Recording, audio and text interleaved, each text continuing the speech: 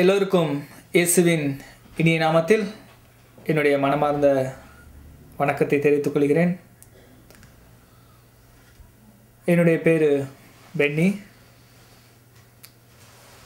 நான் ஒரு Roman Catholic பேக்ரவுண்டை சேர்ந்த பையன். நான் கடவுளை அதிகமாக என் ஊரில் பக்தியோடு அதிகமாக இருக்கிற ஒரு மனிதன் என்று சொல்லலாம், ஒரு வாலிப பையன் என்று சொல்லலாம்.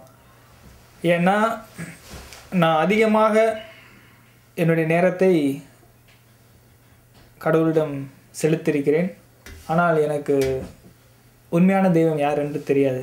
நான் இந்து, முஸ்லீம், கிறிஸ்டின் எல்லா கடவுளையும் நான் கும்பிட்டேன் ரொம்ப அதிகமாக. என்னுடைய 21 வயசு வரைக்கும் நான் யாரை கும்பிட்டேன்னு எனக்கு தெரியாது. ஆனால் கடவுள் மேலே ரொம்ப பக்தி வைராக்கியமாக இருந்தேன். நல்லா டான்ஸ் ஆடுவேன். சினிமாவுக்கெல்லாம் போய் சான்ஸ் கேட்டேன், வாய்ப்பு கிடைக்கல.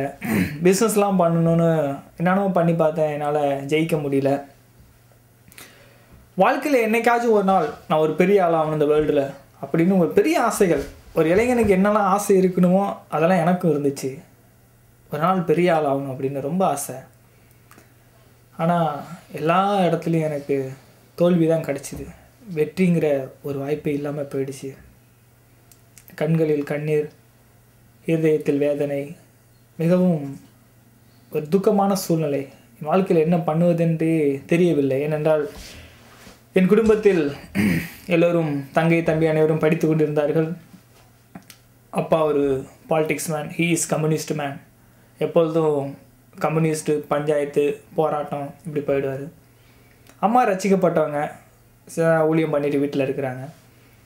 இப்படி இருக்கிற சூழ்நிலையில் குடும்பத்தை எப்படி நடத்துறதுங்கிற ஒரு இக்கட்டான சூழ்நிலை. ஏன்னா குடும்பத்தில் வருமானம் இல்லை, கடன் பிரச்சனைகள், இந்த மாதிரி ஒரு இக்கட்டான சூழ்நிலை. அப்போ இந்த குடும்பத்தோட பிரச்சனையெல்லாம் என்கிட்ட வந்துடுச்சு, என்னுடைய தலையில் அமைச்சிருச்சு. அப்படி இருக்கும்போது நான் ஒரு நாள் ஒரு பைபாஸ் ரோட்டில், அந்த பிரிட்ஜி ஓரத்தில் நைட்டு ஒரு 11 மணி இருக்கும், அந்த ரோட்டில் நான் அழுவுறேன். என்னன்னா எனக்கு யாருமே உதவி செய்யறதுக்கு யாருமே இல்லையே. ஏன்னா நான் எல்லா கடவுளையும் கும்பிட்டேன். இந்த இந்து சாமியெல்லாம் நான் கூட நிறைய கும்பிட்டுருக்கேன். இந்த தீயிலலாம் நடந்திருக்கிறேன், பாத யாத்திரை போயிருக்கிறேன், நிறைய விஷயங்கள் செஞ்சுருக்கிறேன் பக்தி வைராக்கியத்தில். ஆனால் ஏன் எனக்கு எந்த ஒரு விடுதலையும் கிடைக்கல, யாருமே ஏன் எனக்கு உதவலை, ஏன் இந்த லைஃப் எனக்கு கிடச்சிருக்கு அப்படின்னு ஏகப்பட்ட குழப்பங்கள், ஏகப்பட்ட கொஸ்டின். என் வாழ்க்கையில் நான் ஒரு நாள் கூட ஜெயிக்க முடியாதா, எதுலேயுமே என்னால் வெற்றி பெற முடியாதா அப்படிங்கிற ஒரு சூழ்நிலை, ஏக்கம், ஒரு மென்டல் ஸ்டேஜ். நான் ஒரு பைத்தியம் ஆகிட்டேன். அப்படி இருக்கும்போது எனக்கு தெரியாது என்ன நடந்துச்சு தெரியல. என்னை அறியாமல் ஒரு குரல் எங்கேருந்து வந்துச்சுன்னு தெரியாது. எத்தனையோ கடவுளை போய் நீ கும்பிட்டுருக்குற, ஆனால் ஒரு நாள் கூட நீ என்னை பார்த்ததில்ல அப்படிங்கிற ஒரு சத்தம். அந்த சத்தம் வரும்போது எனக்குள்ள என்ன வந்துச்சுன்னா, ஜீசஸோட ஞாபகம் தான் வந்துச்சு. ஏன்னா எங்கள் வீட்டுக்கு எப்போதுமே என்னை கூப்பிடுவாங்க சர்ச்சில் தம்பி எங்கள் சர்ச்சுக்கு வாங்க அப்படிம்பாங்க. நான் எல்லாரையும் அடித்து தாட்டி விட்ருவேன், யாரும் வரக்கூடாது எங்கள் வீட்டுக்கு அப்படின்னு. அப்போ எனக்கு ஒரு ஞாபகம் வந்துச்சு, ஏன் ஒரு நாள் போயிட்டு ஜீசஸை பார்க்கக்கூடாது அப்படின்னு. அப்புறம் நான் வீட்டுக்கு படுத்து தூங்கிட்டு மறுநாள் நான் வேலைக்கு போயிட்டு இருக்கும்போது என்னுடைய அருகில் சீட்டில் அமர்ந்திருந்த ஒரு வயதானவர், யார் என்னன்னு தெரில, ஆனால் நான் இன்றைக்கி ஃபீல் பண்ணுறேன் அவர் ஒரு தேவதூதனாக இருப்பாரோ அப்படின்னு. ஏன்னா இந்த 5 வருடங்கள் நான் ஆண்டவர்கிட்டருந்து நடந்து வரும்போது எனக்கு நிறைய பிரச்சனைகள், நிறைய சூழ்நிலைகள் வரும்போது இந்த மாதிரி ஒரு சிலர் எனக்கு ஹெல்ப் பண்ணுவாங்க, என்கரேஜ் பண்ணுவாங்க. அப்போ அந்த மனுஷன் என்கிட்ட என்ன சொன்னார் அப்படின்னா, தம்பி ஏன்பா நீ சோகமாக இருக்கிற அப்படின்னு என்னை பார்த்து கேட்டார். நான் சொன்னேன், இல்லைங்க என் வாழ்க்கையில் நிறைய பிரச்சனைகள், நிறைய வேதனைகள், என்னால் ஒன்றுமே பண்ண முடியல, என்ன பண்ணுறதுன்னு தெரியல, யாருமே உதவி செய்ய மாட்டேங்கிறாங்க அப்படின்னு அவர்கிட்ட ரொம்ப மனவருக்கத்தோடு சொன்னேன். அப்படி சொல்லும்போது அவர் சொன்னார், தம்பி இயேசு உனக்கு உதவி செய்வார்ப்பா, நீ சபைக்கு போ அப்படின்னாரு. நான் சொன்னேன், நான் கிறிஸ்தவன் தாங்க அப்படின்னேன். இல்லை நீங்கள் சொல்கிறது வேறு கிறிஸ்டின்னு, நான் சொல்கிறது சர்ச்சுக்கு போங்க, சபைக்கு போங்க, இயேசு கிறிஸ்து உங்களுக்கு உதவி செய்வார் அப்படின்னு.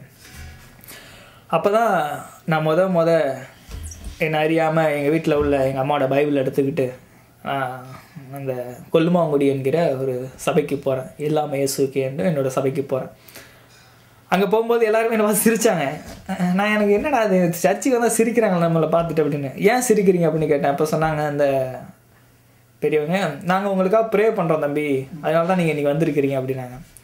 அப்போ நான் வரத்துக்காக நீங்கள் ப்ரேயர்லாம் பண்ணுவீங்களா அப்படின்னு எனக்கு ஒரு ரொம்ப சாதாரணமாக நினச்சிக்கிட்டேன். ஆனால் உண்மையிலே அது பெரிய விஷயம், நான் இன்றைக்கி நினச்சி பார்க்குறேன். அப்போ அவர் பாட்டு பாடினாங்க, எல்லாருமே கை தட்டினாங்க. எனக்கு ஒன்றும் புரியல, என்ன செய்கிறாங்க இவங்க, கை தட்டுறாங்க, பாட்டு பாடுறாங்க, கீழே உழுவுறாங்க, என்னென்னமோ நடந்துக்கிட்டு இருக்கனால அண்டர்ஸ்டாண்ட் பண்ண முடியல. ஐ cannot understand my mind. So அந்த சர்ச்சுடைய பாஸ்டர் இருந்துச்சு, ப்ரீச் பண்ணார். அவர் என்ன ப்ரீச் பண்ணார்னா, மத்தேயுலேருந்து ஒரு ப்ரீச் பண்ணார். பிரதர், உங்களோட லைஃப் வந்து இந்த பூமியில் இல்லை, உங்களோட லைஃப் வந்து பரலோகத்தில் இருக்குது. இந்த வாழ்க்கை சும்மா டெம்பரவரி தான், உண்மையான வாழ்க்கை வந்து பரலோகத்தில் தான் இருக்குது. ஏன் அப்படின்னா, வேதம் சொல்லுது, இதோ காக்கை குஞ்சுகளை பாருங்கள், இவைகள் ஊர்ப்பதும் இல்லை, உழைக்கிறதும் இல்லை, ஆனால் அவைகளுக்கே தம்முடைய பரமபிதா பிழைப்பூட்டுகிறார். அவைகளை பார்க்கிலும் விசேஷித்தவர்கள் நீங்கள் அல்லவா, உங்களுக்கு பிழைப்பூட்டுவது அதிக நிச்சயம் அல்லவா என்று அப்படி பைபிளில் ஒரு வசனத்தை அவர் படித்தார். முதலாவது தேவனோட ராஜ்யத்தையும் அவருடைய நீதியையும் தேடுங்கள், பிறகு எல்லாம் உங்களுக்கு கூட கொடுக்கப்படும் அப்படின்னு சொன்னார். அந்த வசனம் உண்மையிலே அந்த முதல் தடவை என்னுடைய இருதயத்தில் உள்ள அந்த வலியை போக்குனுச்சு. அது வந்து ஒரு மருந்துன்னு சொல்லலாம். என்னுடைய இருதயத்தில் இருந்த காயங்கள், அந்த வலிகள், அதையெல்லாம் நீக்குவதற்கு அது ரொம்ப ஒரு எடுத்துக்காட்டாக இருந்துச்சு அந்த வசனங்கள். என்னை அறியாமல் நான் ஒப்பு கொடுத்தேன் அந்த வசனத்தை.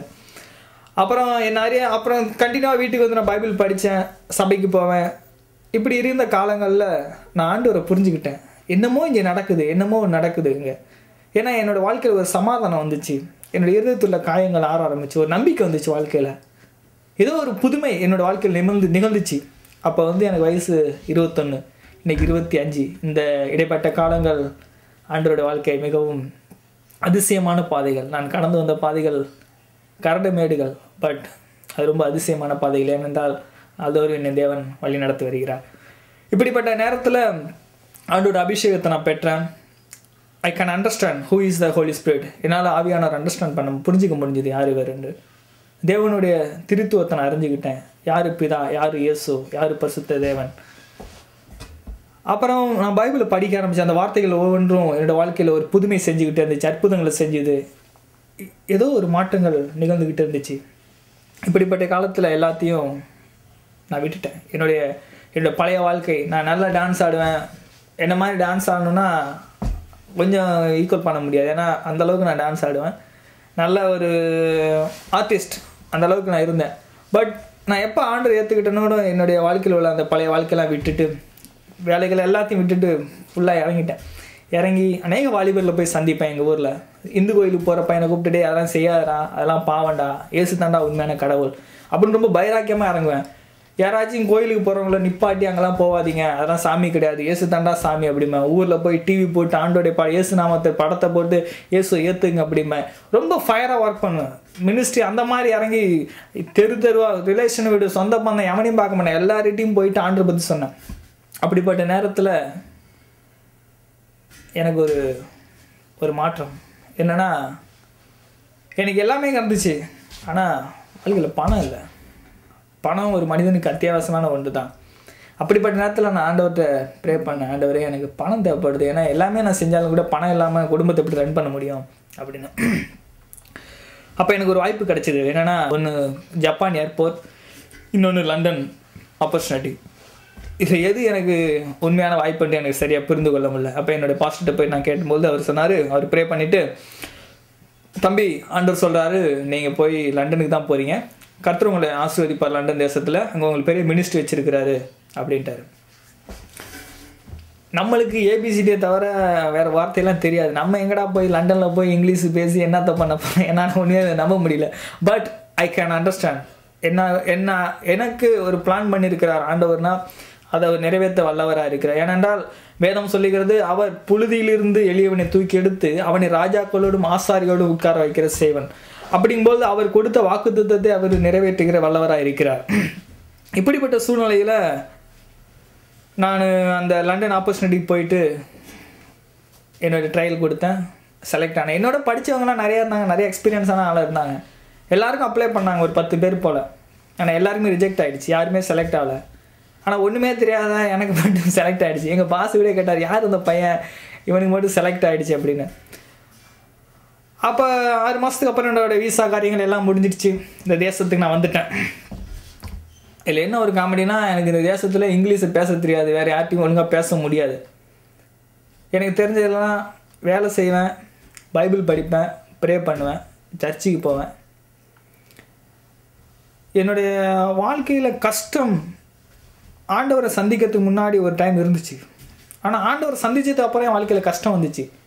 ஏன் வந்துச்சு அப்படின்னா, இந்த தேசத்தில் வந்து நான் நிறைய விஷயங்கள் கற்றுக்கணும் அப்படின்னு ஆண்டவர் எனக்கு சில பாடங்கள் வைத்திருந்தார்.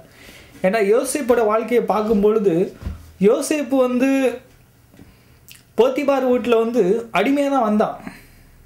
ஆனால் அவன் தேவனுக்கு உண்மையாக இருக்கும் பொழுது தேவன் அவன் ஒரு நேரத்தில் அவனை அந்த தேசத்தில் ஒரு அதிபதி ஆக்கினார், அவன் ஆசீர்வதித்தார். அதே போல தான் என்னோடய வாழ்க்கை இங்கே இருந்துச்சு, இருக்கிறது. நான் அந்த நிறுவனத்தில் வேலை செய்யும்போது எனக்கு சம்பளம் ரொம்ப கம்மி, ரொம்ப ரொம்ப கம்மி. மாதத்துக்கு ரொம்ப கம்மியாக கொடுப்பாங்க, அதை நான் சொல்ல விரும்பவில்லை. ரொம்ப அதிக வேலை நேரம், ஒரு நாளைக்கு 18 மணி நேரம் 16 மணி நேரம், அப்படி ரொம்ப அதிகமான வேலை. சனி நேரில் கூட எனக்கு லீவு கிடையாது. ரொம்ப கஷ்டப்பட்டேன். கஷ்டம் என்று சொல்லுவது ஒரு பாடம் என்று சொல்லலாம், அது ஒரு பெரிய அனுபவங்கள். ஏன்னா கஷ்டப்பட்டால் தான் ஒருத்தவனுடைய கஷ்டத்தை நம்ம புரிஞ்சிக்க முடியும். நாள்தோறும் அழுவேன், நைட்லலாம் ஆண்டோட்ட தான் பேசிகிட்டு இருப்பேன். ஏன்னா எனக்கு யார்கிட்டையும் பேச முடியாது, யாரும் புரிஞ்சிக்க மாட்டாங்க என்னோடய சூழ்நிலையை. ஆண்டோட்ட பேசிகிட்டு இருப்பேன். இப்படிப்பட்ட சூழ்நிலையில் ஆண்டவர் என்னோடு பேசினார். என்ன சொன்னார்னா, மகனே, இந்த தேசத்துக்கு நான் அழைத்துட்டு வந்து நீ கஷ்டப்படுறேன்னு எனக்கு தெரியும், ஆனால் கஷ்டப்படாமல் எந்த பலனும் கிடைக்காது. நான் வந்து உனக்கு பாடம் தான் கற்றுக் கொடுத்துட்டுருக்கேன் ஒழிய உன்னை கஷ்டப்படுத்த நான் விரும்பலை. உனக்குன்னு ஒரு சில விஷன் வச்சுருக்கிறேன், அந்த விஷனுக்கு நீ போ அப்படின்னு. ஆனால் நீ 1 வருஷம் இங்கேயே இரு, எங்கேயும் போவாத அப்படி. நான் 1 வருஷம் அந்த நிறுவனத்திலே வேலை பார்த்துட்டு இருக்கும்போது ஆண்டு எனக்கு ஒரு சில விஷன் கொடுத்தார். என்ன கொடுத்தாருன்னா, இந்த நாட்டுடைய குயின் எலிசபெத்தை போய் நீ சந்திக்கணும், அந்த அம்மாவோட போய் என்னை பற்றி யாருன்னு நீ ஷேர் பண்ணணும், அதாவது சுவிசேஷம் சொல்லணும் அப்படின்னாரு. நான் இந்த விஷனை போய் நான் சில பேர்கிட்ட சொல்லும் போது எல்லாம் சிரித்தாங்க. என்ன தம்பி, நீ போய் எப்படி அந்த அம்மாக்கிட்ட போய் இது பண்ண முடியும் அப்படின்னு. பட் அதை பற்றி நான் கொல்லப்படல. ஏன்னா எனக்கு ஆண்டவர் கொடுத்துருக்கிற விஷன் அது ஒரு நாள் நடைபெறும். அப்புறம் நான் ஆண்டவர்கிட்ட இது மாதிரி அப்படி ஒரு காலிங் கிடச்ச நாள் வெயிட் பண்ணேன். ஸோ 1 வருஷம் வந்துச்சு. நான் இந்த தேசத்தில் உள்ள நிலைகளை அறிஞ்சிக்கிட்டேன். ஓரளவுக்கு நான் நாலேஜ் எனக்கு கிடச்சிடுச்சு. இப்போ தான் ஒரு வாய்ப்பு ஆண்டவர் சொன்னார், நீ இந்த இடத்த விட்டு போயிடு அப்படின்னாரு. ஸோ இந்த இடத்த விட்டு நான் போயிட்டேன். என்னுடைய பாஸ்போர்ட்லாம் வாங்கிக்கிட்டு, என்னுடைய சர்டிஃபிகேட்லாம் வாங்கிக்கிட்டு நான் இங்கேருந்து கடந்து